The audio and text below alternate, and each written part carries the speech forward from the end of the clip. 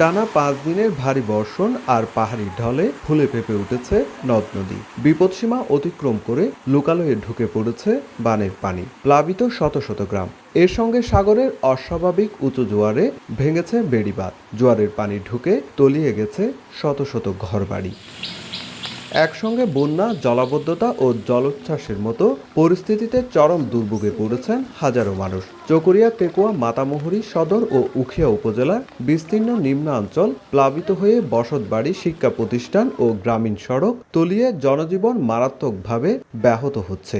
এসব উপজেলার লাখো মানুষ এখন পানিবন্দী। দেখা দিয়েছে বিশুদ্ধ পানি, শুকনো খাবার, শিশু খাদ্য ও ওষুধের তীব্র সংকট।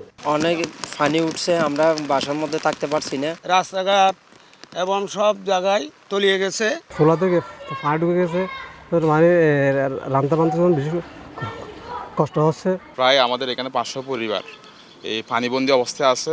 স্কুল মাদ্রাসা সব বন্ধ হয়ে গেছে, পরীক্ষা চলতেছে, এখন পরীক্ষাও স্থগিত করে দিছে। উপজেলা প্রশাসন বলছে পর্যাপ্ত শুকনো খাবার মজুত রয়েছে এবং ক্ষতিগ্রস্ত এলাকায় নিয়মিত ত্রাণ বিতরণ করা হচ্ছে। আমাদের আশ্রয়কেন্দ্র 96টা আছে, সবগুলো খোলা আছে। এছাড়া আমাদের উপজেলা প্রশাসনের পক্ষ থেকে আমরা চকরিয়া উপজেলায় হচ্ছে 20 টন এবং মাতামুহুরী উপজেলায় আরও 20 টন, এই 10 টন, এই টোটাল 30 টন আমরা ইউনিয়ন পরিষদের অনুকূলে বরাদ্দ দিয়েছি। আমাদের কাছে পর্যাপ্ত শুকনো খাবার আছে। জেলা ত্রাণ ও পুনর্বাসন কর্মকর্তার তথ্য মতে কক্সবাজারে ভারী বর্ষণ, পাহাড়ি ঢল ও পাহাড় ধসের ঘটনায় ক্ষতিগ্রস্ত মানুষের সংখ্যা 95,690 জন। সুজাউদ্দিন রুবেল, সময় সংবাদ, কক্সবাজার।